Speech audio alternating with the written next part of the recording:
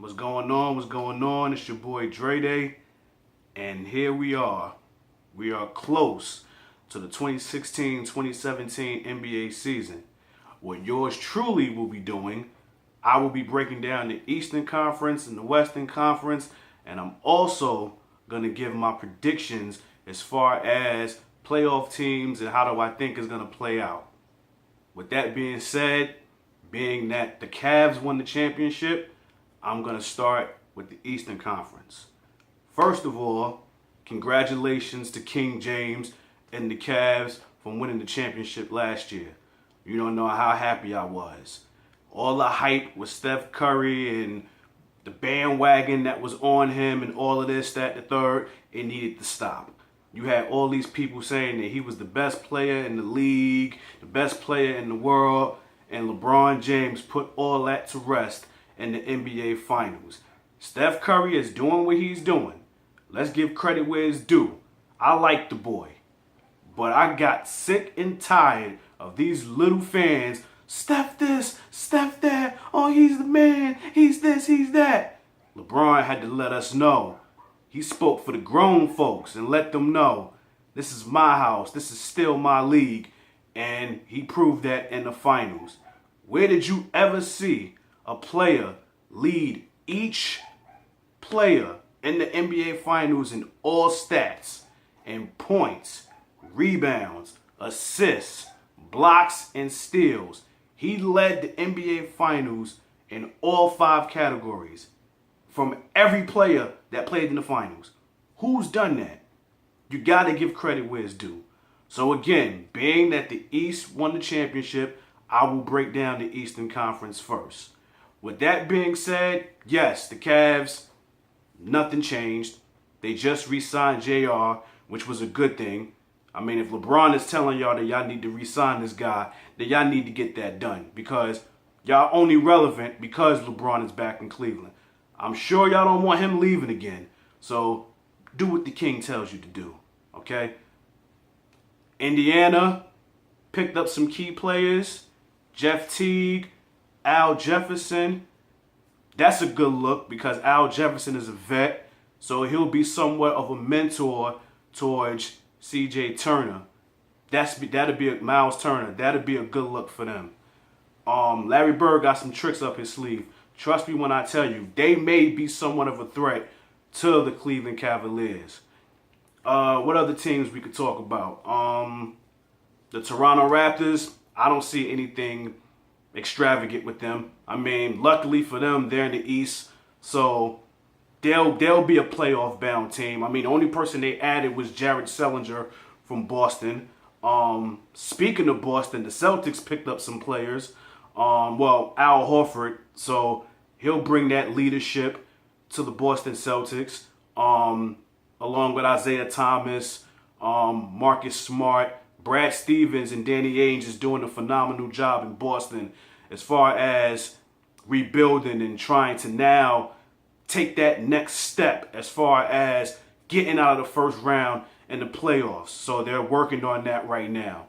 The New York teams, I only expect one New York team to do good, and that would be the Knicks. That boils down to the Knicks being healthy. If Carmelo can stay healthy, hell, if the whole starting lineup can stay healthy, which is Melo, Noah, Rose, Porzingis, Courtney Lee, that was a good pickup for the Knicks. He can defend, he can score when he needs to. Brandon Jennings, that's a great pickup. He's been balling lately in the preseason from what I've seen from him so far.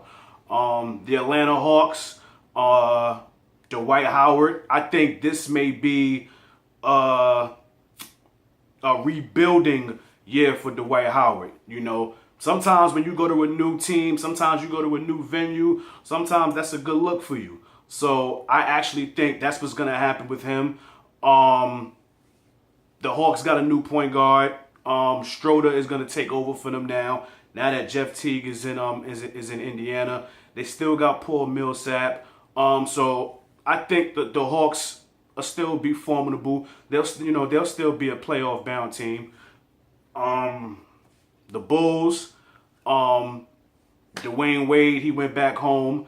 Rajon Rondo, Jimmy Butler, Brooke Lopez's brother, Robin Lopez is there, Taj Gibson is there. Dwayne Wade is going to bring that leadership. He's going to bring that championship pedigree to the Bulls. I'm not saying they'll win the championship, but he'll definitely bring some championship pedigree there. He definitely will bring that experience there that will excel the Bulls. I can see them. I can see the Bulls being a playoff team. The Charlotte Hornets, they didn't really change much. So I see them somewhat fighting for a playoff spot as well. The Pistons, the only thing that I feel for them is they're going to miss Reggie Jackson for a few weeks. He's got an injury, so he's going to be out of action for a while. So that kind of sucks for them. Who else?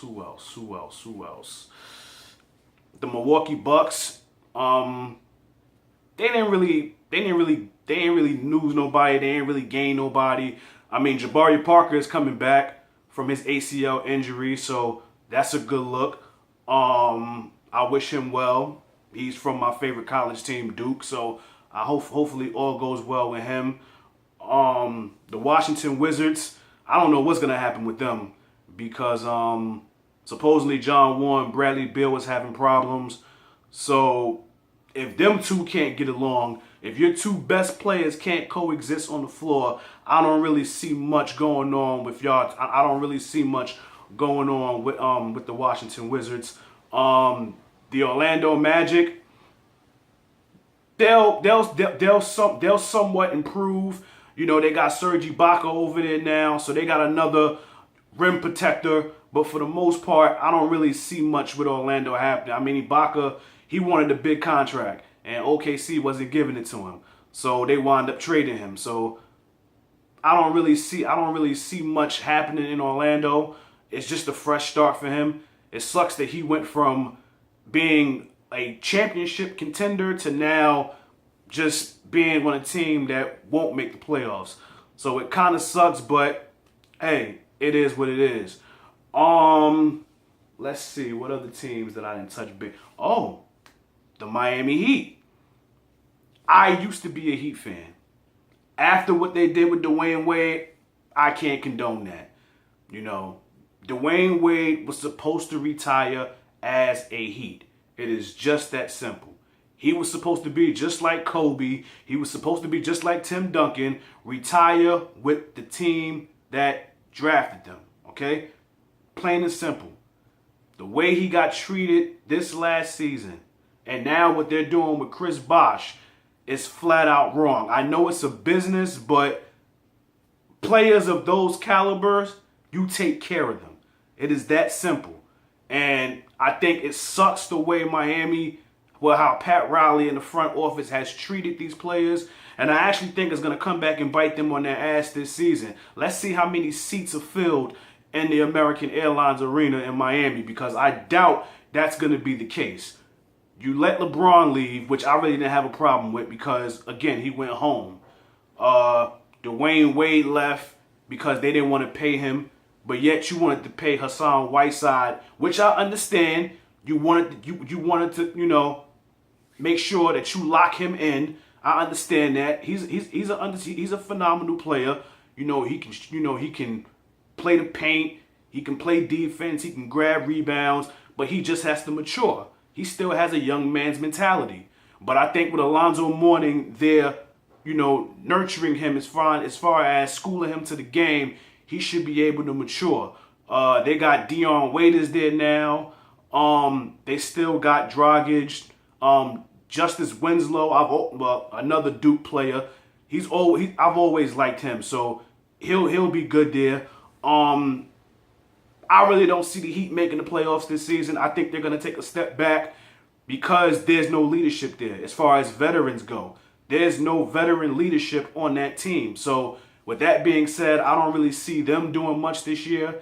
It kind of sucks, but I'm eager to see what's going to happen because now that Pat Riley doesn't have no star caliber players over there, I'm eager to see if he can entice these caliber players this coming off season to go over there to Miami. So let's see how that goes. Did I miss any Eastern Conference teams? The Sixers, yes. Tough luck. Tough luck. Ben Simmons, he's hurt. The #1 pick. He was supposed to come back. Well, he was supposed to play this season. It's looking like he probably a sit out this season. But from what I was told, he'll probably be back around before All-Star break.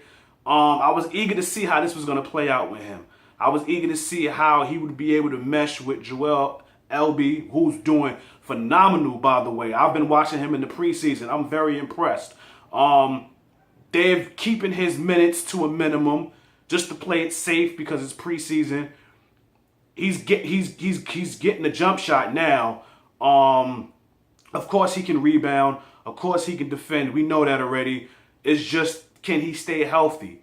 It's the same thing with Nerlens Noel. It's the same thing with Emeka Okafor. They're not going to make the playoffs, but if they can stay healthy and find a way to gel together, because all these guys pretty much play the same position.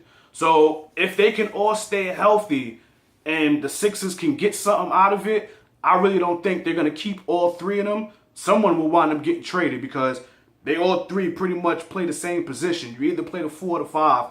I don't think they're going to keep all of them, but if they can all stay healthy, you know, the sky's the limit for the Sixers. But let's see what happens with that. With that being said, that was my wrap-up for the Eastern Conference. Stay tuned for video 2, which will be the Western Conference. Peace and love.